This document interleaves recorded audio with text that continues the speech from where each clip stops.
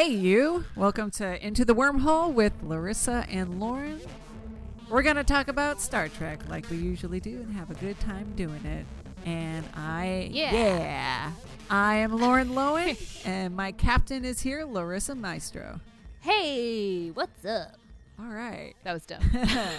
It was just like a morning talk radio, hose, like...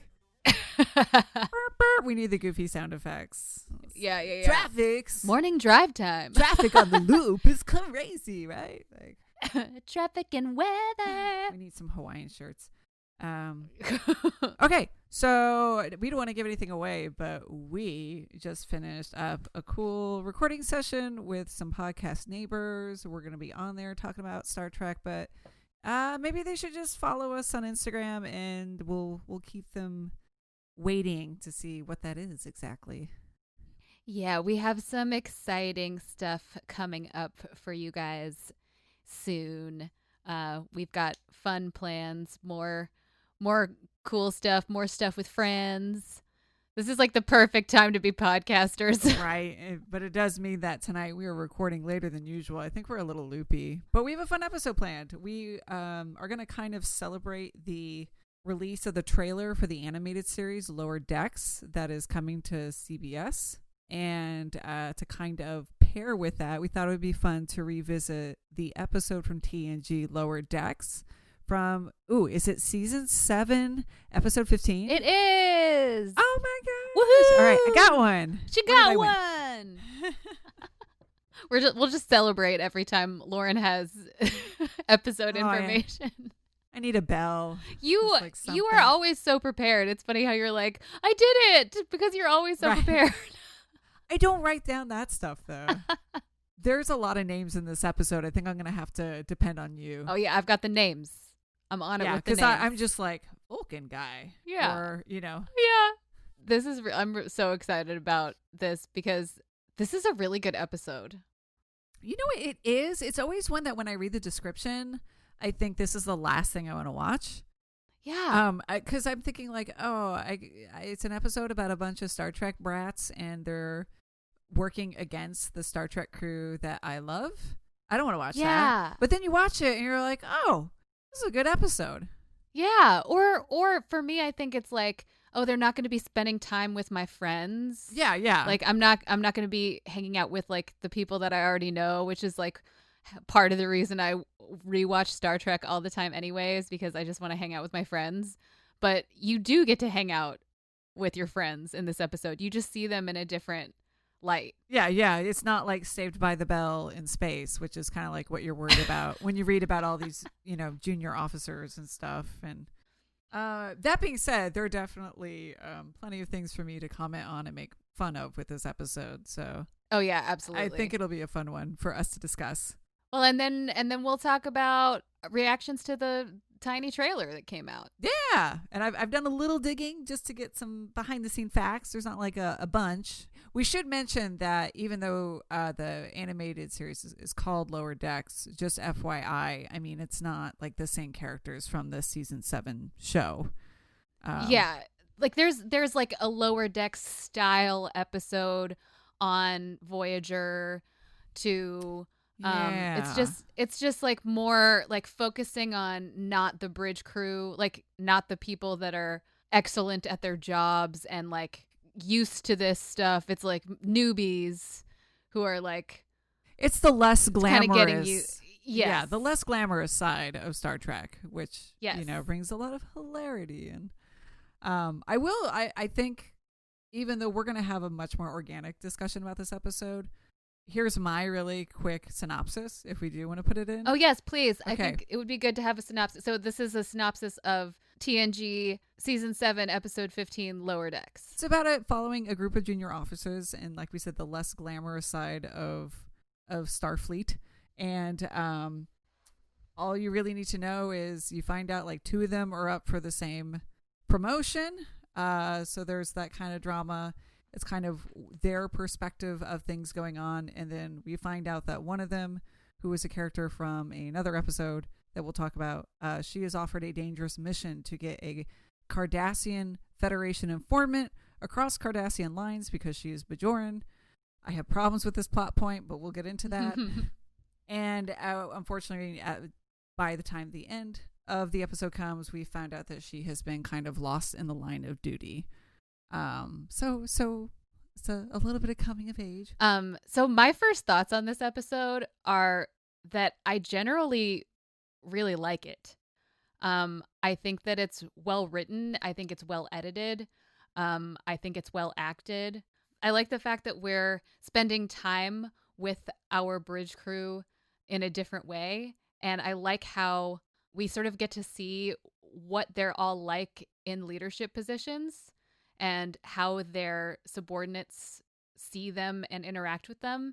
And I also really like how we sort of piece together the story from the perspective of these ensigns and sort of slowly have to figure out what's going on the way that they are, as opposed to actually being privy to all of the behind the scenes conversations that the crew is having and knowing all of the details and ins and outs. Like, I think that stuff is pretty cool.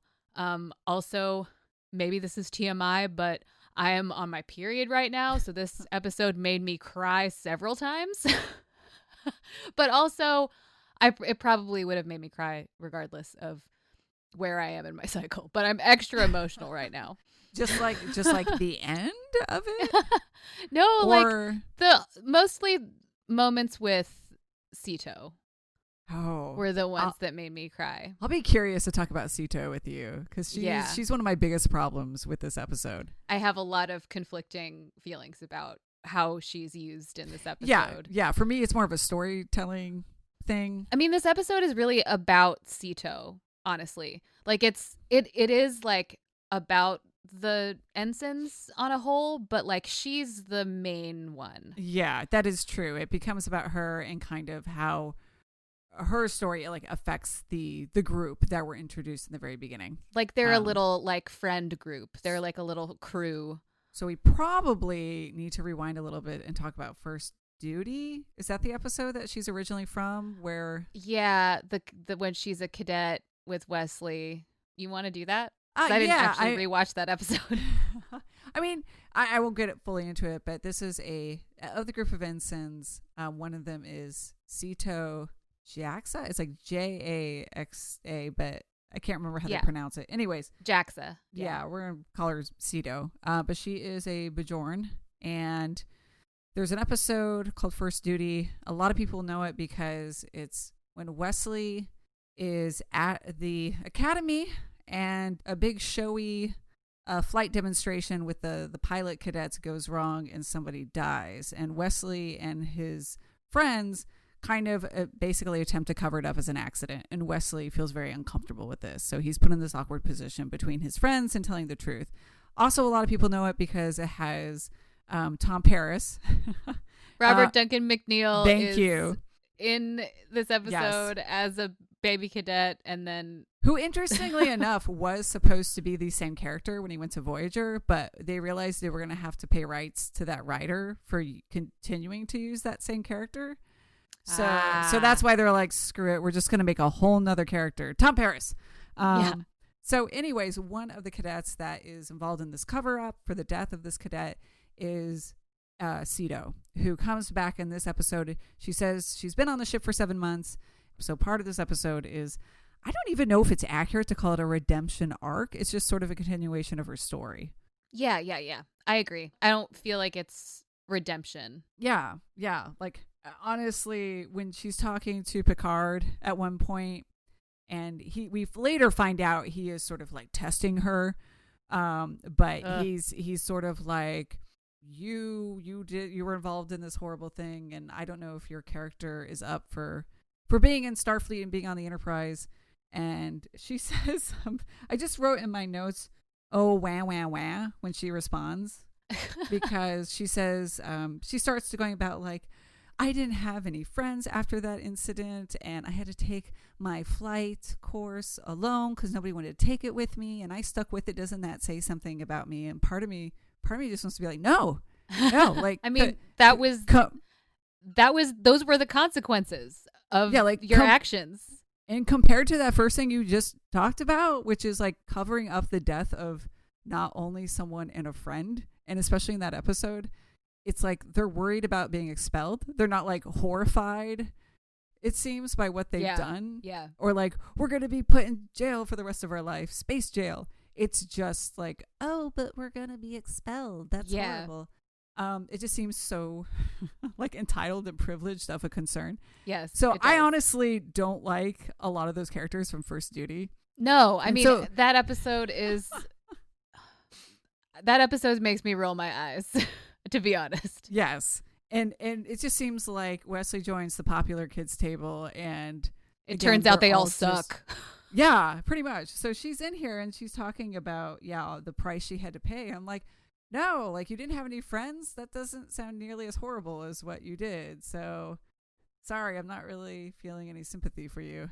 Yeah, I do have in my notes that this dressing down scene is really hard to watch because it's just, first of all, like, I mean, Picard isn't being very Picard in this scene. You find out later that he's testing her, but on the other side of that, the other side of the coin is that, like, that is kind of fucked up the way they handle that with her. And like, not only is it like annoying that her response is so entitled and sort of like whatever, who cares, but the fact that they're psychologically testing her in this way is also like, what the fuck? This is not very Starfleet of you guys. Like, Picard is usually like really straightforward. And this was like, what is happening? Like, he's being so mean. Like, he's like literally just being mean to her to see how she responds to it. And it also doesn't really, this test, I don't see how it really pertains to the mission that she's later sent on. Like, it has nothing to do with, can you pretend to be a prisoner on a shuttle? No, it's just like, can you? It's like, how is this you're hired. Yeah, right? Like, you stood up for yourself. But the whole point of her mission is she's not supposed to stand up for herself. Like, she's just supposed to be a good actor. Like, you know, like, she's supposed to pretend to be a Bajoran prisoner. Like, I don't get it. Yeah. I actually have in my notes, I would have, if they were going to use her, I would have preferred that she's on the Enterprise. It's 7 months later and she is still like an outcast.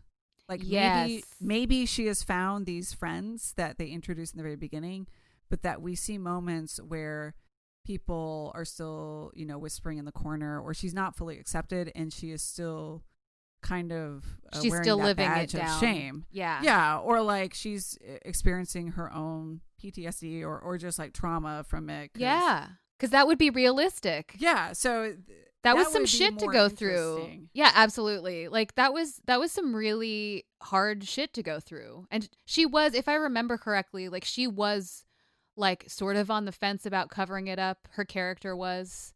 Yeah, really, it's only like the Tom Paris character who's the kind of leading them, and then the two girls are kind of like following like sheep. Yeah, and Wesley's the one who's like, hey. Yeah. Like, Tom Paris is the head bully. We're just gonna keep calling him Tom Paris because I don't remember. We are. Is like the head bully, and everyone's just sort of playing by his rules because they're afraid to disagree with him. And that's a pretty like understandable dynamic, especially when it comes to adolescence, that, you know, people in a friend group would sort of, in a situation like this, be like so scared of what was going to happen, or so like traumatized by what just happened to them, that they would be more willing to like go along with a dumbass plan like that. Yeah. But yeah, I totally agree with you that if that had carried over to her experience on the Enterprise, it would make so much more sense. But like, she seems fine. Yeah, and her life seems fine, and it seems like she's just going along hunky-dory, and it's like, well, great. I see. It looks like you really suffered for a few months there finishing up school. Right. It's like, I mean, you did do something pretty terrible, and it was your fault. So, yeah, she gets, I guess her little storyline is that we later find out that a Cardassian operative for the Federation has been found, and that he's going to try to sneak over to the Cardassian, territory. But it's going to be more convincing if he has a Bajoran prisoner, so that he can say he's like a bounty hunter, and that they'll let him, cross into Cardassian territory, right? Yeah, right? That's right? his excuse for coming back, is that he's returning with a prisoner. Yeah, that's his story. That's like his It's also like, but why is that his story though? Like, couldn't he just be like trying to go home by himself? I don't know. They just said like he mentions like he's gonna pay off the border officers if he's like, I got a Bajoran prisoner. Right. Okay. Yeah. So it's supposed to be an incentive for him. It's supposed to be an incentive for the Cardassians to bring him back in if he has this Bajoran prisoner. I think part of it too is the fact that he's in, like, he doesn't have his own ship. He has to go back in their shuttle. Yeah. So it's like, why are you in a Starfleet shuttle? And he's like, well, I escaped with my prisoner. And so they're weaving this whole cover story for him. Yeah. I hope you don't mind me getting into this. No, go ahead. Is like the one big plot problem I have with this story is with Sito, because they want to use her because, well, one, she is a pilot, but they want to use her because she's Bajoran. Yeah. And it's like we've seen several episodes where they have changed Data and Picard to look like Romulans. Everyone's been turned into different races of aliens. It's like, you don't need a real Bajoran. Just pick someone who's a good officer. And if you're going to send them to Beverly and get like the bruises added and all that. Yeah. Just add the damn Bajoran ridges while you're doing it. Right. You don't need a new Bajoran. So that's like my main problem, is that there's this huge kind of, I don't know if it's proper to call it a plot hole, but in the world of Star Trek, it doesn't make sense that they need to send this very green ensign out into this dangerous mission just because she has ridges on her nose. Yeah, you're completely right. Yeah. The only reason to do that is so that it can be her. Yes, it is. There's no reason that she would be the right person for this job. Like, she is totally unprepared. She's never been in a combat situation. She's never been undercover before. There are plenty of lieutenants, that have like more experience under their belt. Like, why her? Doesn't make sense. Because story. Oh yeah. Oh, I forgot. Because story. Because they're also trying to set up this is season 7, remember? So they're also trying to continue to set up the Cardassian Bajoran relationship and carry more fans over to DS9. And that's true. They do it's not many lines, but there's a few lines of dialogue that Sito and the Cardassian operative have between them about the conflict. And yeah, but like, it's so not much that it's exactly. Almost like it doesn't even really matter. I will say that, like, in general, I like Sito. Like, I like the actress. I think she was doing really well with what she had in this episode. When it comes to her, though, the best stuff with her is the stuff with her and Worf. I agree. I think Worf, we'll get to him when we talk about the actual senior officers, but I think there's some interesting stuff here for Worf too. Yeah, like they give her and Worf this, like, mentor-mentee relationship. I also like, and for like no real reason, I like the whole casting tiny women as security officers thing. I enjoy it for no reason other than I'm a tiny woman, and I like seeing like a little person being like, I can kick the shit out of you. I'm a security officer. I have combat training. Like, here we go. Personal thing that I like. I like seeing women in roles like that. So I enjoy that. She is so short. She is so small.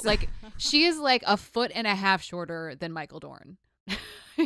Oh yeah. She's so small. Like, when they're standing next to each other, it's like, oh my God.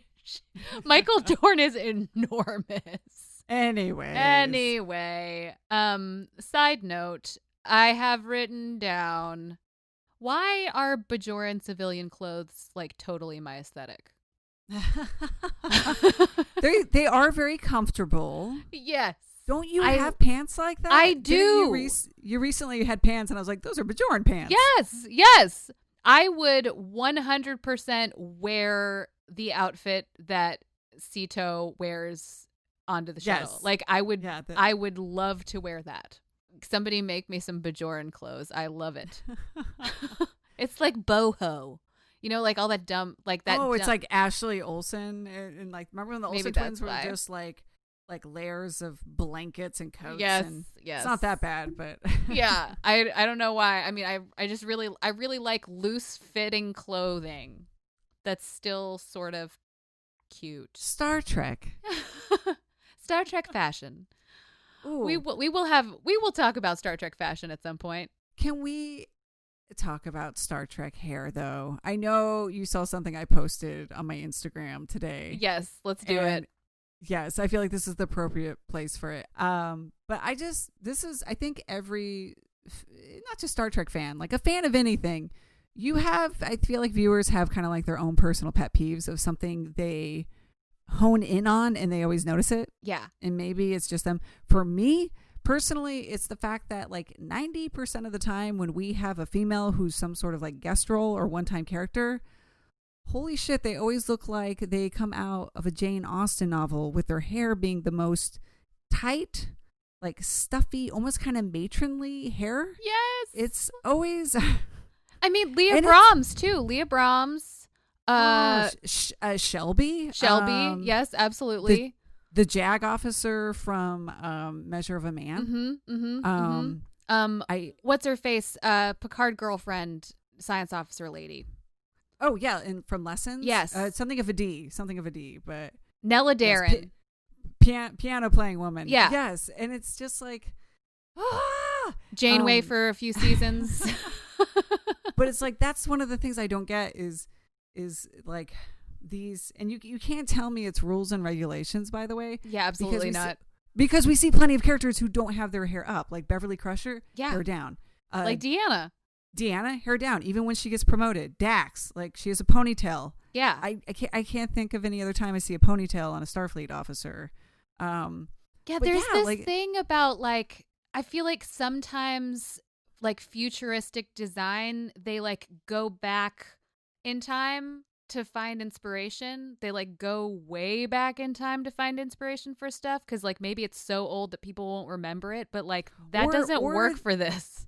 Or they think it's timeless. That's what I think it really is. Like yeah.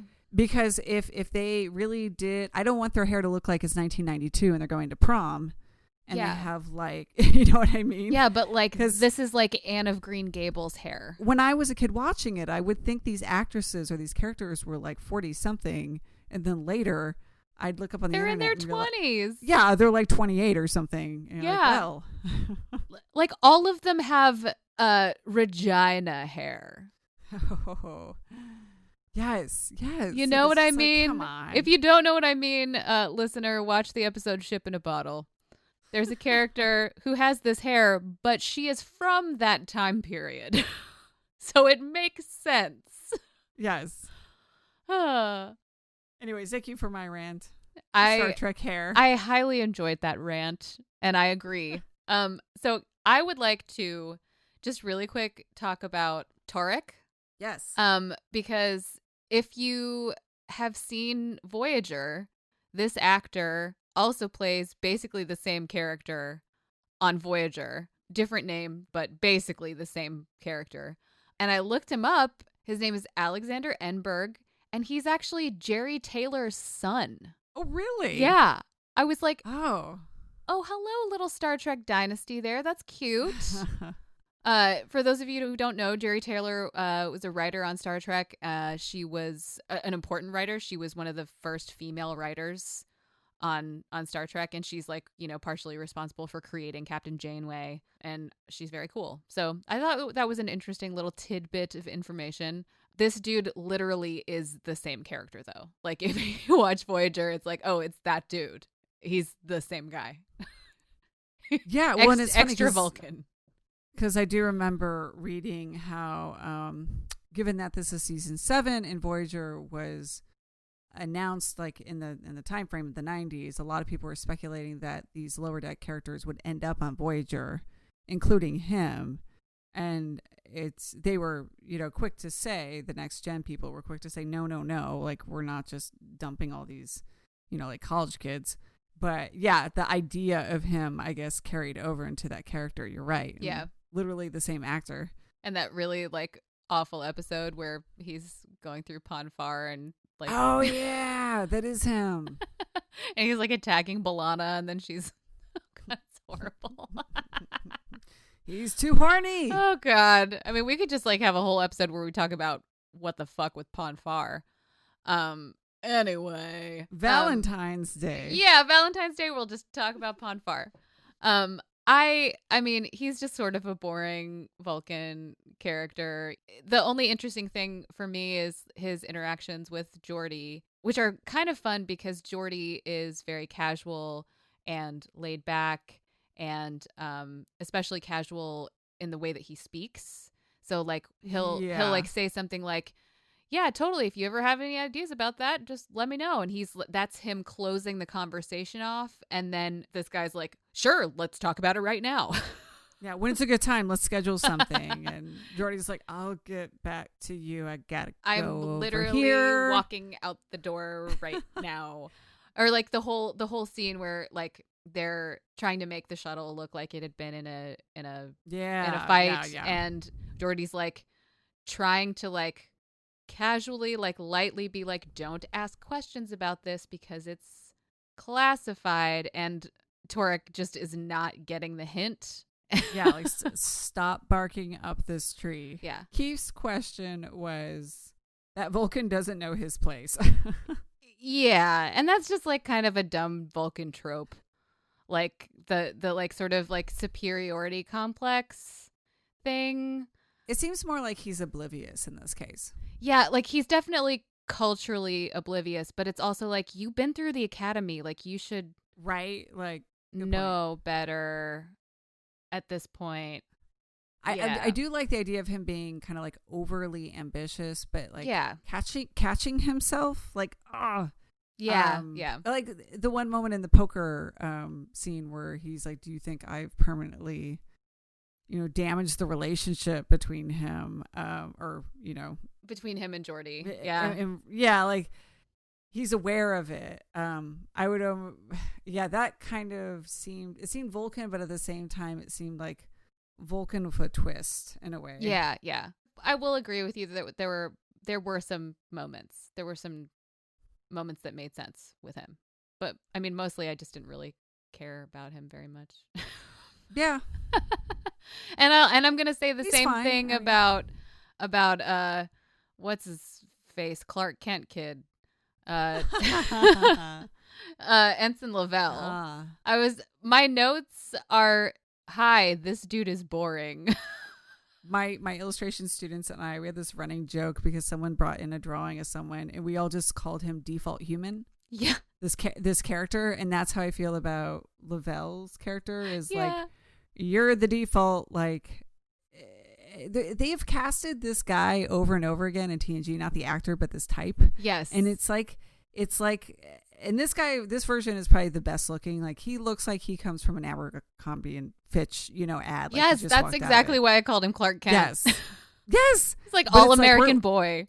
Yes. And they've done it in other episodes, like where they're gonna get the good looking, strong jawline, kind of like standard good looking white dude. Yes, masculine Ken doll looking bro. Yeah, and so it's like they kind of do it a little bit in the outrageous Akona. Mm-hmm. And even like in season 7 when Picard is tricked into thinking that guy Jason is his son. Yes. He's not as model-esque, but they're trying to push that. Yeah. Like he's a little bit of a scallywag. Yeah. And this character, at least, I'm glad he's not like a bro. He's definitely like he's sort of the neurotic, awkward one who's worried about getting promoted, and seems like he needs to take a chill pill. So I at least enjoy the fact that they didn't just make him like the quarterback of the football team. Yes, I do have written here, I like that he's not cocky. Yeah. I like that he's not like a flyboy. He's not like a Tom Paris.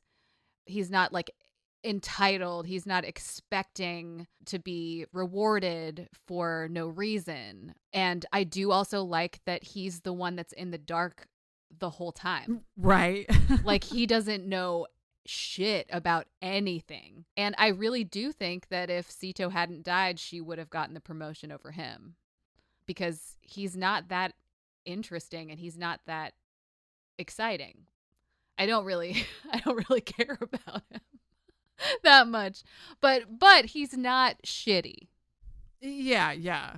And he does have this scene with Riker where he's not trying to kiss Riker's ass so much as he is encouraged by his peers to just like get to know your officers. Like we see at one point Sito and Worf are actually just like having a drink in the bar. It kind of reminds me how you might have coffee with a mentor or a teacher in college, or like that's what they're doing. So Sito has that relationship with Worf, and so Lavelle is trying to do that with Riker, and it just is awkward and goes wrong. And he just like out of the blue is like, my grandfather was from Canada. Yeah, and Riker's like, cool, and then he says, aren't you one too? Yeah, and he's like, a grandpa? That's what Riker says. Like, and I was like, what is that phrasing? Like, the syntax. Yeah.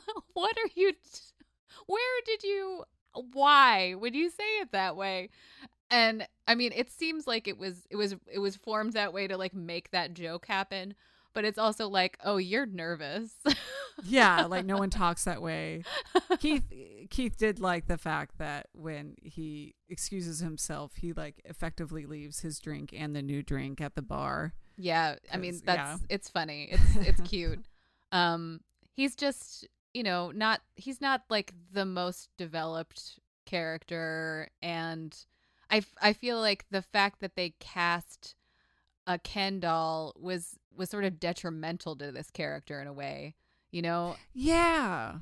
The casting is distracting. Yeah. But yeah, I kind of wanted I hate to say it, I kind of wanted somebody who's more like a little bit of a Wesley. Like Wesley is a fine looking, I say fine as if I'm like fine looking person. But like Wesley's kind of like dweebish, but like he looks like a kid. He looks like a young kid. Yeah, like somebody more sort of normal looking as opposed to model looking. Yes, like, oh, I can just see how this audition went in my head behind the scenes. Like, yeah.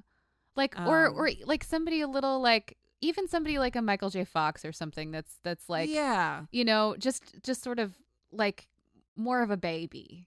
It's almost like he's so perfectly all-American attractive that he looks like a blank slate. He looks like somebody made him. Again, like default human, like my students would say. Yes, exactly. It's like, whatever, dude. And maybe I'm just like really tired of white dudes. I'm really just like so tired of like cute white boys. Anyway. Yeah, he gets promoted at the end, and it's very bittersweet. Yeah, that was sweet. Like that moment was, yeah. Aww. Can we talk about? I want to talk about Alyssa, and then I want to talk about Ben. I just have to say, first of all, I already love Alyssa Ogawa and have for years. She's one of the few Asian characters on Star Trek. She's a nurse, by the way, if you're not sure who we're talking about. She's a nurse, but here is my question. How is this her first promotion? She has been on the show since season 4. Do they say it's her first promotion? Like but she's an ensign. It's her first promotion. Do they say she's an ensign? Yeah. Or like what she's getting promoted to? I just heard that she's an ensign. She's getting promoted to lieutenant like everyone else. Oh, yeah. I was wondering that too, because the age, like, how old is she compared to the other two we just talked about, Sito and Lavelle? Like, they don't really talk about like how old they are. Like, you know that Sito is like she's brand new from the out of academy. the academy, and you kind of assume Lavelle is. But I always thought Alyssa was like, at this point in the series, she's kind of more our age. Yeah, and I'm kind of like, what's with the not promoting the Asians? How come Harry Kim is an ensign the whole time? And like it, but really, not really, like whatever. But she's literally been on the show for 3 years already. Okay. I mean, I feel like as far as the writing goes, they were just like, we want somebody who's working under Beverly in the story, and she's already there, and she's a recurring character. Exactly. And someone who's going to like see the Cardassian when they get on the ship, and make sense that somebody in the sickbay would, you know. But yeah, like I was a little confused why she was grouped in the lower, to some degree. I was confused why she was with the lower deck crowd, because again, like she felt like she was a little bit older. It just, here's the thing. It reminded me of me and my students, and it's like if I just showed up while they were on their break and sat down with them and was like, "Hey guys, like can I sit down and hang with you?" Right? But again, like I don't know how old she's supposed to be, but I just felt like they're their young 20s. She's somewhere in her 30s, and it doesn't mean they can't be friends, obviously, but it just felt weird that they were presenting it like this was her really close peer group on the ship. Right. They've already developed that she has a relationship with Beverly, and in this episode in particular, like they develop it more to the point that they're very obviously good friends. And wouldn't she be hanging out with Beverly? Right? Yeah. I mean, I would definitely be hanging out with Beverly. I love their relationship. I love their sweet friendship. Bev is a great boss, and a good friend. She is a good friend. Good friend alert by Larissa. Yes, good friend alert. Larissa loves when there's good friends. Larissa loves when like there are good female relationships, friendships. It's great. They're so sweet, and Bev's like asking about the guy she's dating, and she's like, "Oh, it seems like you were sit down, talk to me about it." Like, it's so lovely. My thought was like, sickbay seems like the chillest, best place to be when there's not an emergency. You know, like, oh God, I love Bev. She's the best boss. and it's very obvious that she genuinely cares about her staff. All of the other relationships between the leadership positions and the underlings are very like cut professionally, and Beverly's relationship with her subordinates is not like that at all. Like she's not asking to be addressed as sir or doctor. She's like everyone's like family in sickbay. It seems like, you know, and that's also just like written into Bev's character anyway throughout the whole series, that she's kind and she's caring, and she cultivates a really comforting and easy environment to be in.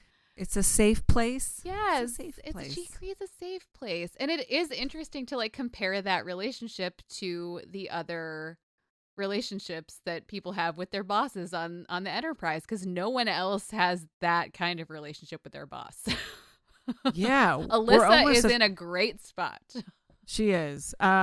Before we start talking about the senior officer, since we're getting close, I guess we need to cover Ben. Who doesn't have a senior officer? He's just a civilian. His senior officer would be Guinan if she was in this episode. Yeah. I was like, is he just like a Guinan stand-in? Was Whoopi busy? Because he's really just like being Guinan to these kids. Okay, so I do love the fact that they decided one of the Lower Decks characters should be somebody who is not affiliated with Starfleet. Yeah. Like Ben is a waiter in 10 Forward. He's wearing one of those awesome waiter uniforms that are green with like the houndstooth. Yes. And it's a turtleneck. It's a houndstooth turtleneck onesie. People have cosplayed as this, and I love it. It is wonderful. Also, yes. I have to mention his sweater that he wears at the poker game is also like Oh, all of his outfits. Love them. Keith loved that sweater. It was great. That was up there with Wesley sweaters and Jake Sisko sweaters. Yes, that was a keeper. Yes, definitely a keeper. It almost looked like rainbow snakeskin when it first came on. Oh. And I was like, yeah. ooh. Excuse me. So, first of all, Ben, like, to me, is the most likable character. Yeah. And he's definitely written where he doesn't have a care in the world, because he's basically in this position where he's a waiter. He's like in the hospitality section of the ship. And it's not like he's you know, his worries are not the same as these other people who are worried about their promotions and stuff. So he's a little bit more laid back. Yeah. But I couldn't help but think, like, I mean, there's so many times on the ship that things go wrong and things get really deadly that I'm really curious to know, like, who goes on this ship just to be a waiter when there's all this talk about, like, we're Starfleet and we know the dangers that we signed up for when we took this mission or took this oath. And Ben's just, you know, getting drinks for people. Right? Or like, who signs up to be the barber? Yes. Like, yeah, who's like Mort or Mott? Something? I don't know. Mott. Like, who's like, I'm willing to Right? risk my life to cut your hair on the Enterprise. I'm willing to risk my life. Well, I mean, I guess the draw would be, you know, like the adventure aspect of it. Sure, but still, that's like a hell of a liability for him. I feel like you have to It's true. sign up It's or sign true. off on. It's like, do they get first dibs on an escape pod because they're not in Starfleet? Right? It's like Starfleet and Enterprise is not responsible for Borg assimilation, death, Getting trapped in the holodeck. It's just such a funny. It's like when you really start to think about it. Yeah, it's true. It's true. It's weird. But It's still, like, all these individuals who are just like, cool, I'll do that. yeah, I do really like that a civilian is included. Yeah, and one of my favorite things is when he goes from there's this great scene, actually, which we should point out, where both groups, the lower decks people and then our regular cast of, you know, Riker, Troy, all them, there's two poker games going on at once, and there's this great weaving of the two scenes. Yeah, the editing is really nice. The editing is nice. A lot of the dialogue is sort of intermixed in a playful way. And so that's a really fun scene. But one of the rewards of that is that Ben goes from being with the lower deck people, and then he just shows up at the poker game for the senior officers and is like, yeah, just cleaned out these junior officers. I thought I'd pop in. And they're like, come on in, Ben. Like, yeah. He can just kind of flow easily amongst the crew because of his position. Yeah. And then he has that moment at the end, that very Guinan-esque moment at the end where he says Worf's sitting by himself after Sito's death, and he's like, I gotta move this table, but there's a seat over there with the junior officers. And it's cute how he's like, you know, manipulating them together to like share their emotions in this tragedy that had just happened. And it definitely feels like he's a Guinan substitute in several different scenes in this episode. That's a good point. I didn't think about that. As much as I like Ben, and it's awesome to play the cool character that's likable, it's like, oh, dude, is it really like the black actor has to be the waiter? Yep. Like we can't have anyone. Did you feel that way? Oh yes, 100%, absolutely. Yeah, that. I was actually going to bring that up because one of my thoughts was Whoopi was busy, so they found another black actor to be that for this episode. And it was like, come on, you guys. Yeah. Like, why? Like, if they had like switched it and like that guy had been the Abercrombie dude, like Lavelle, and Abercrombie dude had been the waiter, it would have been more believable to me, honestly. Like, he's just like a hot dude that wants to be a waiter, and he's like single. Get laid. And he's just, yeah, no joke. Like, he's just like, I'm young. Like, I don't have family. Maybe I'm just gonna get on a ship and like have sex with some alien babes.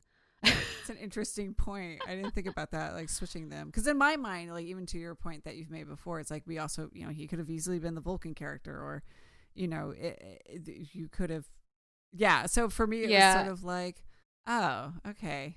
I like him. I like his character. He's cute. But like it also seems maybe a little bit on the ick side racially. We'll just put it that way. We'll just put it that way a little bit. Yeah. Whatever. No. Well, let's just briefly talk about our old friends. Yes. Because it's interesting their dynamics with these lower decks counterparts. Oh yeah. I think out of all the senior officers, I kind of forgot about Beverly. I was mainly thinking of Worf, Riker, and LaForge. I thought Worf comes off really good in this episode and actually has some I feel like nuances to his character. Like he's actually being a pretty good mentor. Like he's very sweet. He's very supportive of Sito. He's fighting for her to get a promotion. He really believes in her. Even though that whole like fake test was kind of weird.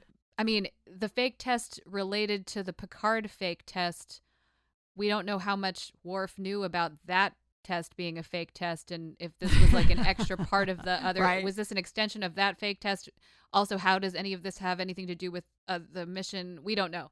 Anyway, the thing she learns from the test though is very nice. It's like Worf's way of being nice to her and giving her advice. And it's cool to see Worf being nice.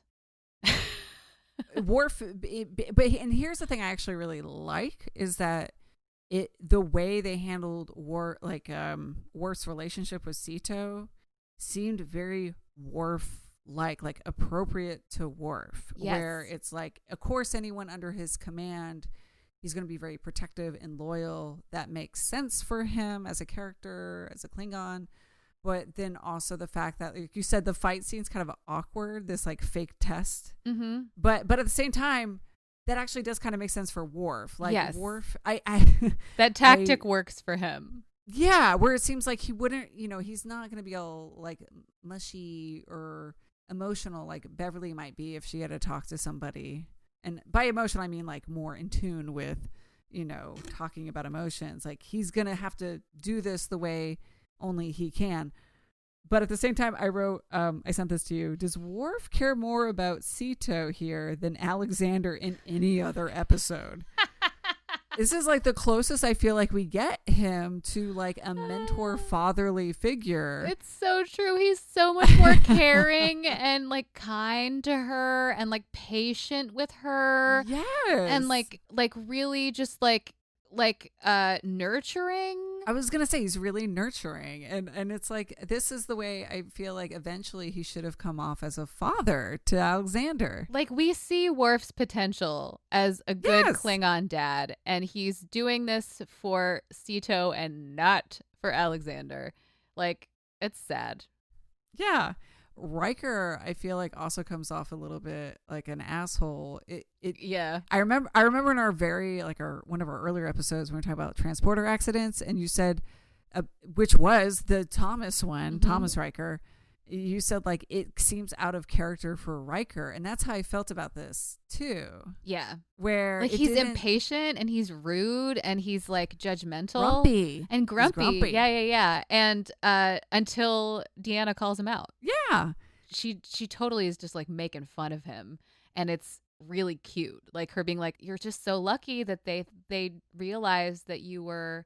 So green and like new and like Riker doesn't have to be like super nurturing, but I also feel like Riker would find this all more amusing and less annoying than they have him. Yeah, like he would be like, what a kooky ensigns, right? Yeah, like, he'd be like, look at this kid. Yeah. I just still feel like he's slightly annoyed the whole time. Like I never in this episode see the Riker that we know where he's like doing that leg thing over the chair. The Riker move. Right. Yeah, it's like, where's that Riker? he's just so like, except for when he's like, I'm your worst nightmare when they're playing poker. Well, yes. The rest of the time, he just seems stressed out and like. And that's when he's with the other senior officers. But maybe he's just stressed out. I mean, people are allowed to get stressed out. It's a really challenging job being first officer of the flagship. You know, maybe he's just having a rough day. Yeah. And then Geordi, how do you feel about Geordi in this episode? To be honest, I kind of felt like Geordi was just being Geordi. Yeah, I feel like Geordi was being the way they portrayed him in Hollow Pursuits with Barclay.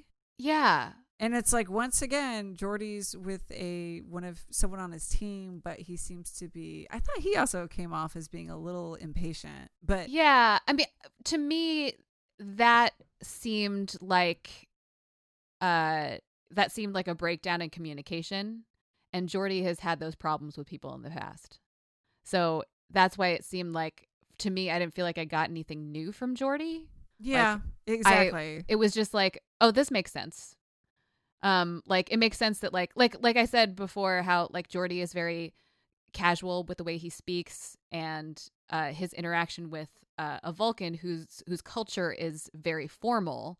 It makes sense that like they would have a breakdown in communication because of that. Yeah. They just don't operate on the same wavelength. It just sort of made sense. All of it just made sense. It was fine. But it's kind of funny because like you do see Geordi with like Wesley or Data, and you're right, he is so casual and like a nice guy, and then it seems like if you're not Data or you're not Wesley, like Geordi gets frustrated with you really quickly. Yeah. And especially if you're Scotty. Oh, that's true, Scotty. It was so sad. He kind of see, I'm getting the Vulcan names confused from Voyager. Is it Torek who's in Torek, yeah. He reminds it's understandable that it's confusing because his name on Voyager is Vorik. Oh God, yeah, that's why I'm like making sure I'm saying the right one. But like Torek reminds me of some of my college students who maybe are really good and ambitious, but they get in their own way. Mm-hmm. You know, like maybe it's like, cool, okay, hold on now, like come back, like listen to me and pace yourself. I kind of feel like that could have been an interesting way to go if it were Geordi was still nurturing and friendly, but his obstacle wasn't just about like tolerating Torek's over ambition, but trying to help Torek like reel it in and stuff like that. But I guess, you can only do so much for 45 minutes. It's very obvious that Torek is not his first priority right now. Yes. Like, he's trying to be an engineer, and he's trying to be in charge of engineering, and most of it is like, I don't really have time for you right now. I've got orders, and I'm trying to carry them out, and I don't have time to explain them all to you right now. or when like he's like, no one told you to do that, Ensign. Like when Torek has these moments where he just kind of goes rogue. Yeah. And Geordi's like, I don't have time to babysit every action. I just need you to do what you're supposed to do. Yes, please. Nothing more, please. Nothing less. Yeah. Like, please, not now. We're in the middle of a thing. Like, I'm trying to, oh, dude. But I'm going to be nice to you, but just, God, for the love of God. I will say, like, for the most part, I do really enjoy this episode. Yeah, it's I fun. know. It's really fun to watch. I know. I just like, to some degree, tore it apart as like, well, this doesn't fit this character. I would have done this differently. No, I mean, hey, both of us did. That's right? That's why we have a podcast, people, so that we can rip things up that we love. Otherwise, it would be really short. We'd just be like, yeah, do you recommend it? Yeah, me too. Okay, bye. Yeah. But yeah, that being said, the whole fucking point. That being said, if you're going through Star Trek, like, don't skip this one. Watch this one. It's definitely a fun new perspective. And speaking of fun new perspective, there is a new show that's going to debut on CBS All Access called Lower Decks. I think August 5th, like, it's coming up. It's coming soon. So obviously, like, this is the episode that is the first inspiration for Lower Decks. We both have seen the trailer now a couple times, I think. And I'm interested to to hear what you think about it, because it definitely looks like especially after watching this episode and then watching the trailer, it's not like this episode at all. This episode is really serious. And it's not, there are like elements of humor in it, but it's not funny. And this series, I mean, it's an animated like comedy series. Yeah, so this show, first of all, I thought this show was already out. It was greenlighted in 2018, and I kind of just assumed it was already out, so I was really shocked when CBS emailed me the trailer, because I just assumed that it was something I was missing. When I heard about this, I thought it was going to be maybe like a Teen Titans Go, if you know what I'm talking about. No, I don't. So it's like Teen Titans, it's like comic book characters, but they're more like preteen age. Like they're definitely like young down and supposed to be a little bit more like the cool underdogs, and they don't quite have their sea legs. And I thought it was, especially since, you know, in general, we've talked about like Star Trek for the most part has always been like family friendly. I thought it was going to be like an all ages thing. Not that this Star Trek necessarily isn't, but it is created by Mike McMahan. Am I saying that right? Mike McMahan? That makes sense. Yeah, I think I'm adding an extra syllable. But it was involved with like Rick and Morty. He's been involved with South Park, I believe. Axe Cop. Like the things he's interested in are definitely more of a, you know, adult cartoon genre. Yeah, like something you see on Adult Swim or something like that. So that definitely got my attention.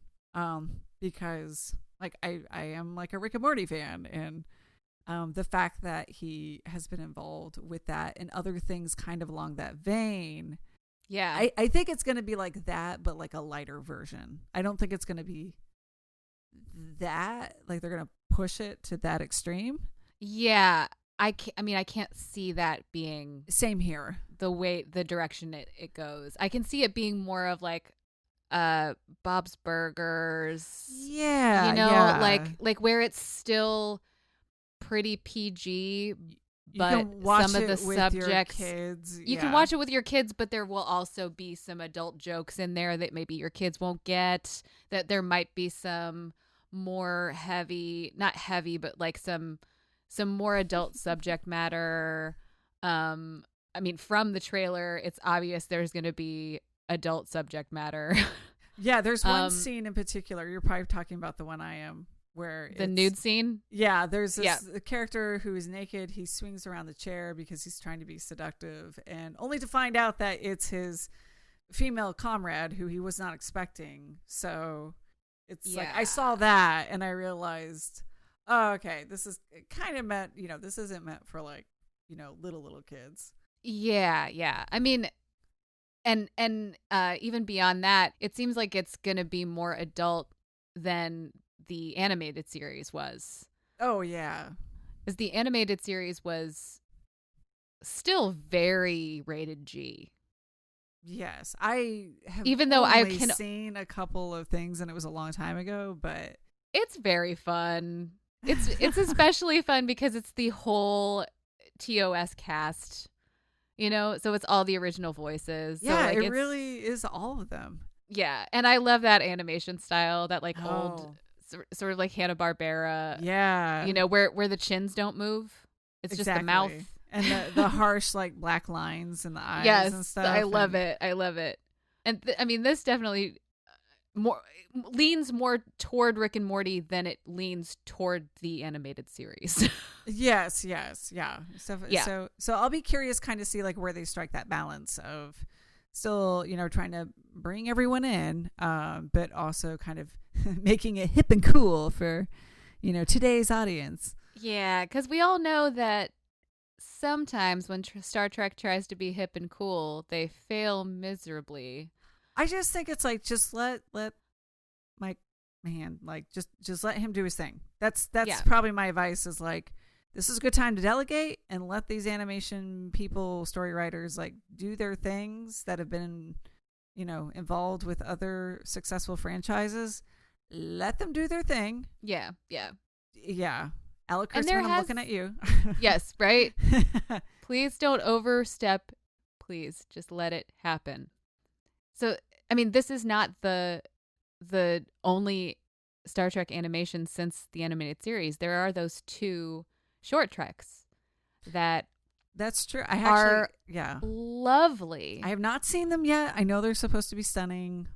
We'll get to them. Fantastic. So, I mean, if like this is, and that's any indication of like the quality of the animation, then I'm on board. I'm definitely going to watch it. So, yeah, I'm into it. I was just going to ask if you had time to really like collect your thoughts about any of the characters or like the cast, the voice actors, but maybe I only know Noelle Wells in this cast. Is she the cat? Or no, she's the green green-skinned alien? Yes, green one. Okay. So I only know her as an actor. I don't really know anyone else. I don't recognize any of the names like immediately in the cast. I'm curious if we've got an XB. I don't know if it's an XB or is so it much just as like just cyborg implant, or like a Geordie thing where it's just like he has tech, you know. I don't know because they really don't have like that much about the characters. Okay, yeah. But like I will say, I did recognize. Well, there's Jerry O'Connell. So like that's a big name. That dude. He plays kind of we were talking about like he's a little more scruffy. First of all, like there's the ensigns of the show, and then there's the command crew. Yeah. So you do have, just like in the TNG episode, this parallel between the little scrappy underdogs and then like the senior officers. Mm-hmm. So if you have like the 2 different groups, first of all, when you get this trailer, when you see this image, at least I did when I opened my email, they just have the 4 lower decks ensigns, but like the main person on the poster is the black female ensign. So she's definitely being pushed as like the main character, which I love. Which we've had a lot of talk about diversity on the show. Like that's nice. She is voiced by a black actor, who actually she better be. And I think what I read was that like that the voice actor, she's the host of one of the Star Trek podcasts that have been happening. Oh, cool. Yeah, she's announced as a host of Prime Directive, the official Star Trek podcast. Nice. So like she's already involved in the Star Trek stuff. So she's definitely a fan.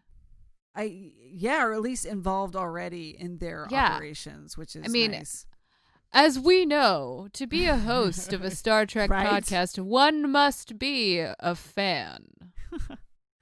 But they're doing that. They also have the captain is a black female who's also voiced by a black actress.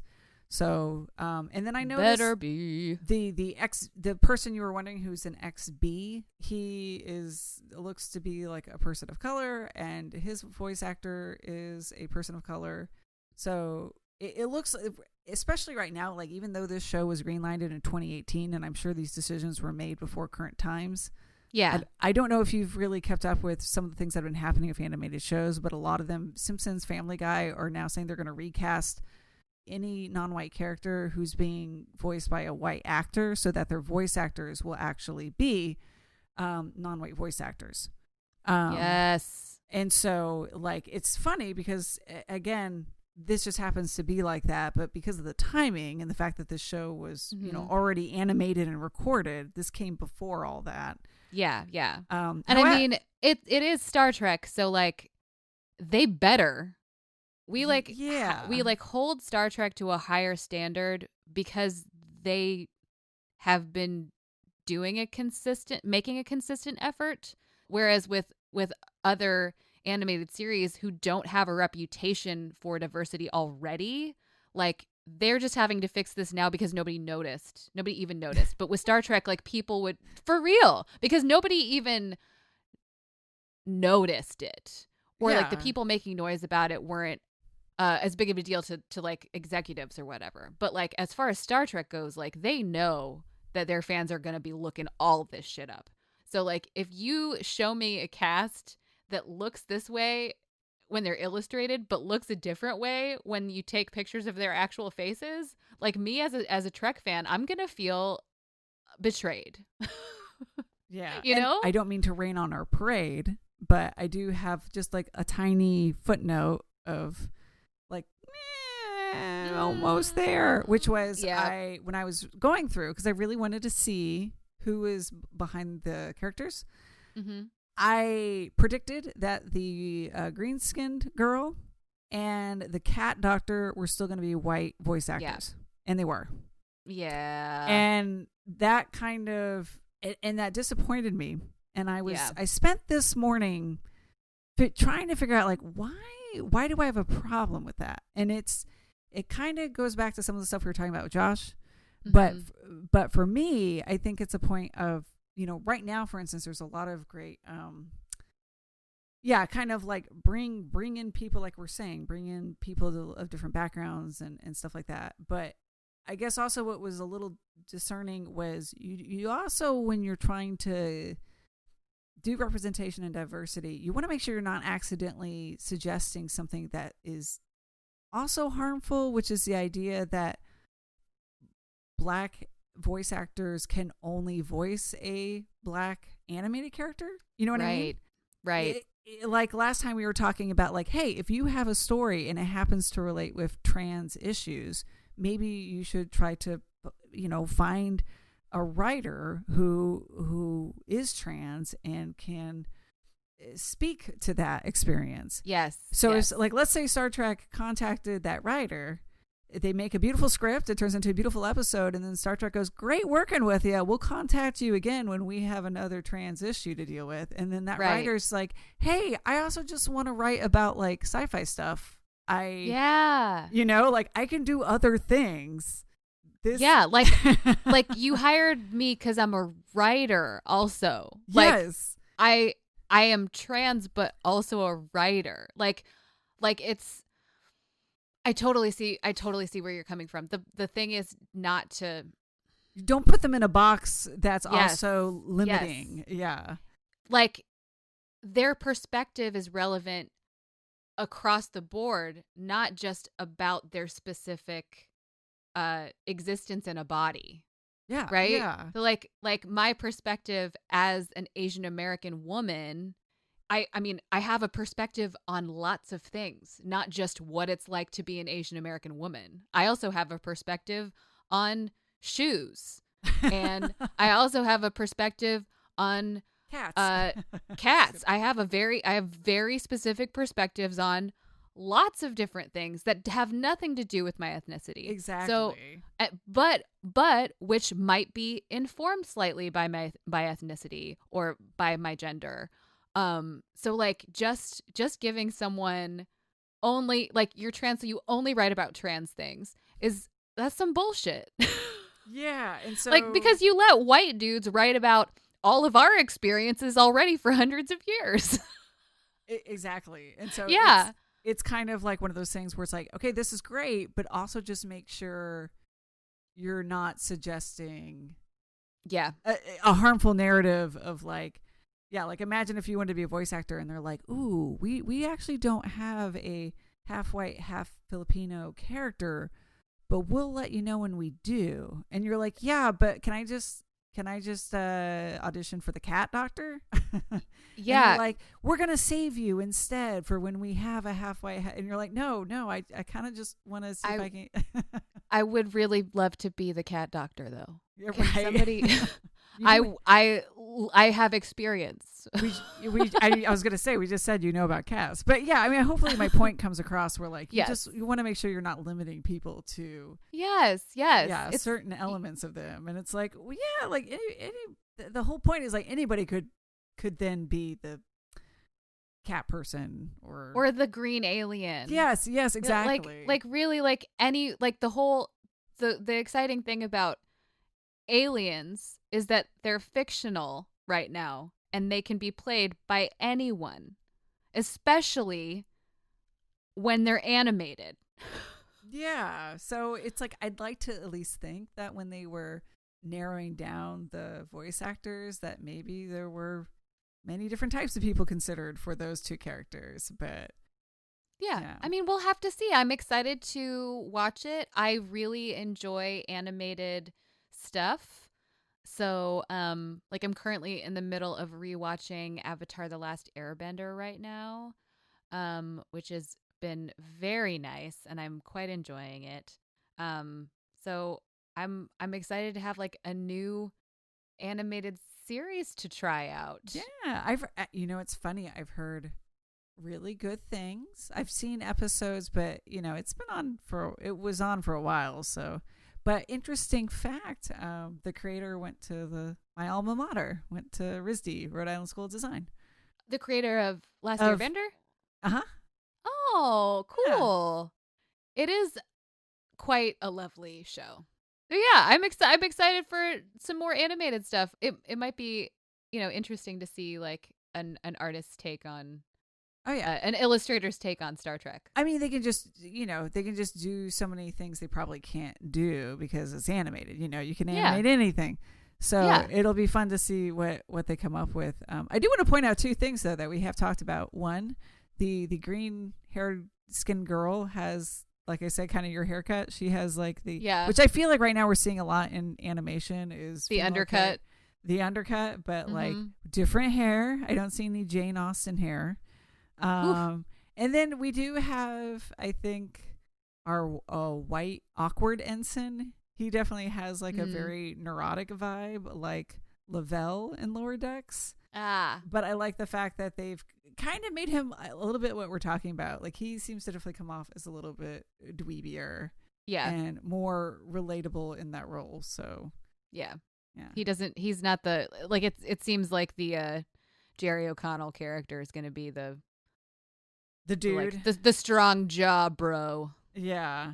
And then and then the other one seems like he should be like a military sergeant type kind of.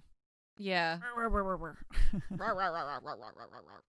So we'll see. That's our predictions. There's going to be somebody that's a bro, and there's going to be something going. Well, thanks for listening, you guys. Thanks for continuing. We want to thank everyone who has been listening to our podcast in quarantine, and we've been getting a lot of new listeners, which has been pretty cool. And hi, you guys. Thanks. We're gonna keep talking about Star Trek, and probably hair in Star Trek. Oh yeah, we're gonna definitely talk about hair.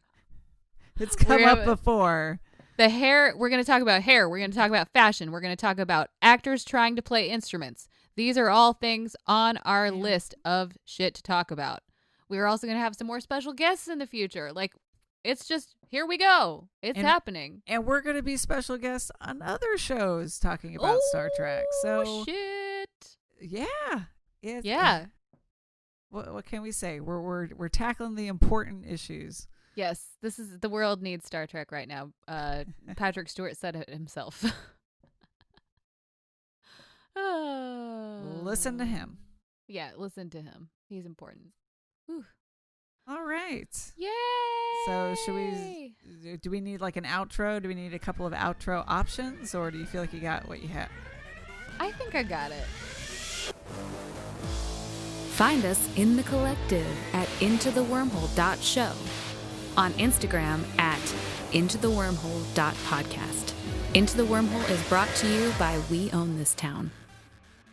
Where's Andy Dick? Where is he? Can we bring him over here? Can we get him in this episode? In this episode? In this episode? In this episode? In this episode? In this episode?